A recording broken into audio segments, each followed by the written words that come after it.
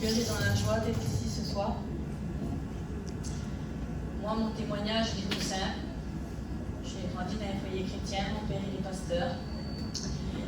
Et j'ai rencontré Dieu, j'étais très jeune aussi. Je me suis baptisée très jeune aussi. Et Dieu m'a béni, m'a donné un foyer chrétien. Et notre foyer chrétien, quand on s'est mariés, nous on a servi tout de suite Dieu. On s'est retrouvés à l'école biblique. Et puis on a été, je vais dire ces mots-là, versés dans l'évangile. Et de cela, Dieu a fait de nous un foyer missionnaire. Et on était très jeunes aussi quand on est parti, on est missionnaire de la Yougoslavie, en Croatie. Et moi j'avais 29 ans la première fois que j'ai parti avec l'Église. J'avais une fille de 9 ans et puis une aussi de 6 ans. J'ai plus de filles, bon. Et jusqu'à maintenant, ça fait à peu près peut-être 10-11 ans qu'on est missionnaire de la Croatie. Et je voudrais vous dire une petite expérience de là-bas. Il y a quelques années en arrière, on était responsable de groupe de mission. Et une mission, c'est bien. On a un chapiteau de montée, on a nos campings, on a nos amis. C'est facile d'être béni. Il y a la communion des frères, des sœurs. Le plus important, c'est ça, la communion.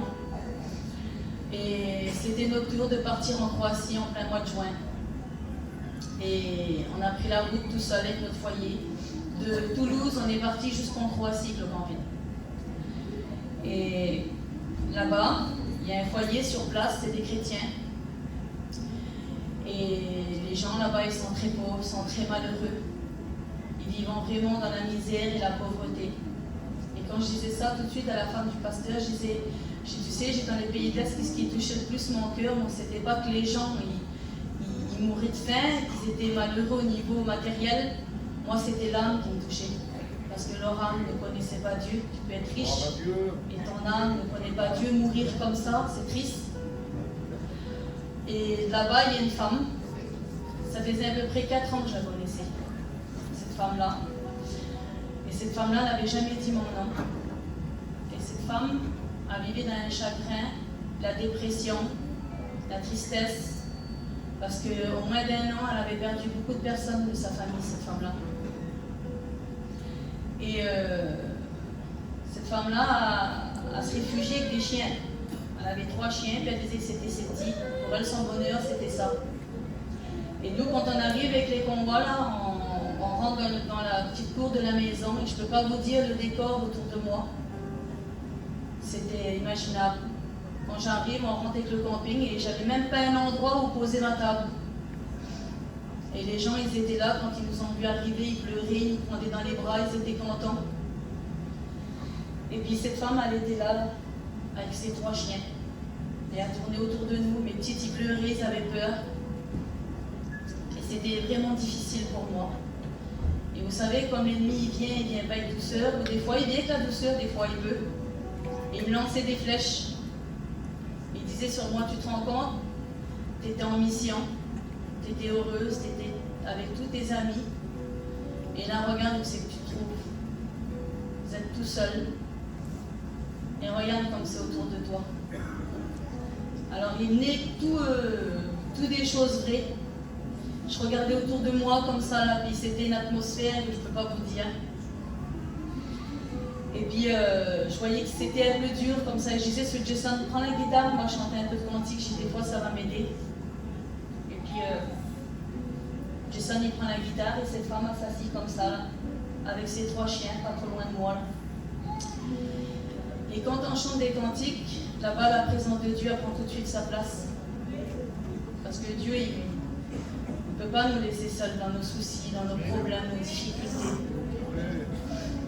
Et puis on chante des cantiques comme ça, et la présence de Dieu venait tout doucement. Et cette femme me regardait, parce que quand ça fait 11 ans qu'on va là-bas, on parle en nous, je suis un peu yougoslave aussi. Et cette femme me regardait toujours. Et au bout d'un moment, Jason il dit je vais aller chercher des affaires pour le monde. Il dit quoi? Il dit prépare pour faire la réunion. Je dis d'accord. Jason il est parti lui. Et puis cette femme elle était toujours là, elle me regardait toujours.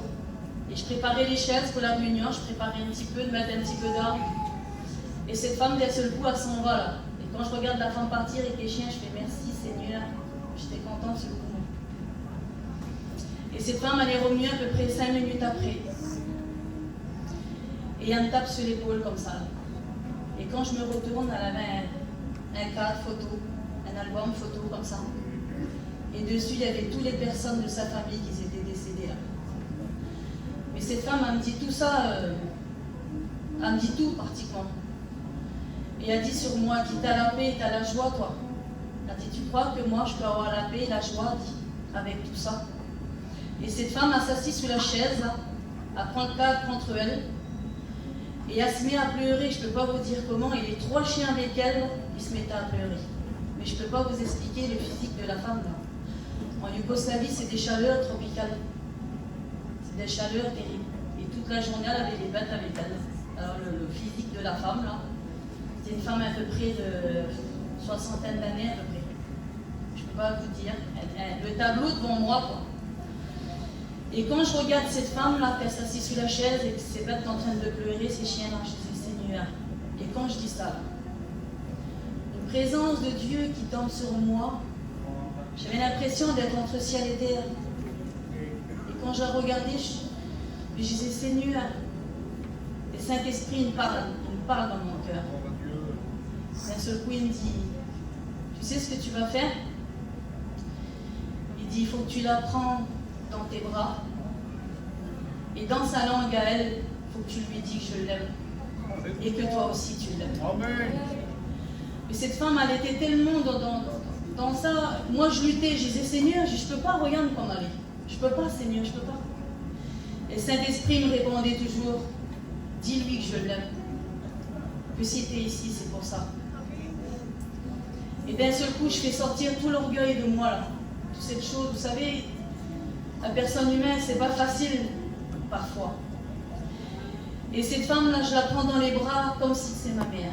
Et quand je la prends dans les bras, je la console et Jésus t'aime et nous aussi on t'aime. Si on est là ici, c'est pour toi. J'ai là Jésus pour s'était plaies. Et cette femme a pleuré que je ne peux pas vous dire comment. Une douleur. Quand je la prends dans les bras, je ressentais tout son mal-être, toute sa douleur. Et on leur a dit que le temps s'est arrêté. C'était long. Le temps, il n'existait plus. Et d'un seul coup, elle était là, je l'assis devant ma table, j'ai donné à boire, j'ai donné à manger, je prends un seau, je rafraîchis cette femme-là, j'y retire, je la rafraîchis cette femme-là. Et cette femme a pleuré toujours. Et au bout d'un moment, elle s'arrête et elle me regarde. Elle m'embrassait les cheveux, elle m'embrassait mes mains. Et je disais sur elle, pleure plus, Jésus va t'aider maintenant. Laisse faire, Jésus va t'aider. Et puis, elle se lève, elle prend ses chiens, elle s'en va. Puis un mot, elle est partie. Jason est revenu, on fait notre réunion, tout ça. Il m'appelle pour chanter un cantique avec lui, et puis je me regardais comme ça là. J'étais remplie de poils de chien ici là. Plein de poils de chien, j'étais. Et puis voilà, la réunion se fait, et le lendemain, j'écoute dans le terrain. Saïdi, Kaimorchai. Elle disait, elle est où ma fille? Elle n'avait jamais dit mon nom, la femme là, pendant 4 ans. Et elle me cherchait dans le terrain. Et moi, je suis l'étudiante qu'on a là-bas, je sais qui m'appelle. Elle dit, c'est ma tante. Et quand je la vois, la femme, là, je ne peux pas plus la même, laver de la tête aux pieds, mais plus du tout la même personne. Et quand je la regarde, je dis, Seigneur, tu vois ma tante, je dis, c'est comme ça qu'il faut que tu sois. Amen. Et puis je parle avec elle. Imaginez-vous qu'à l'heure d'aujourd'hui, c'est le petit appartement le plus propre de la France. Je ne peux pas vous expliquer comment c'est. C'est des expériences qui nous touchent beaucoup. Ça fait 11 ans qu'on va là-bas, j'en ai fait beaucoup. Moi, je ne savais pas parler un mot romanesque. Le Seigneur, il m'a donné à parler, moi, au bout de 20 jours. Imaginez-vous. On fait des expériences avec le Seigneur, même chez nous, on en fait des expériences. Mais ça marche beaucoup avec le cœur. La disponibilité d'aujourd'hui, puis ton cœur. Aujourd'hui, moi, dans mon foyer, j'ai passé vraiment un souci, un problème, Seigneur. Ça a été très difficile pour moi. Mais aujourd'hui, le Seigneur, je disais ça au Seigneur, je parlais, je disais, Seigneur, dans mes soucis, mes problèmes, je ne veux pas tenir avec une seule main, je veux te tenir avec mes 2 mains et mon foyer qui tient tes mains. Je remercie beaucoup le foyer Atoni et sa compagne, Seigneur, parce qu'ils ont été vraiment un moyen de bénédiction pour nous, même encore d'aujourd'hui.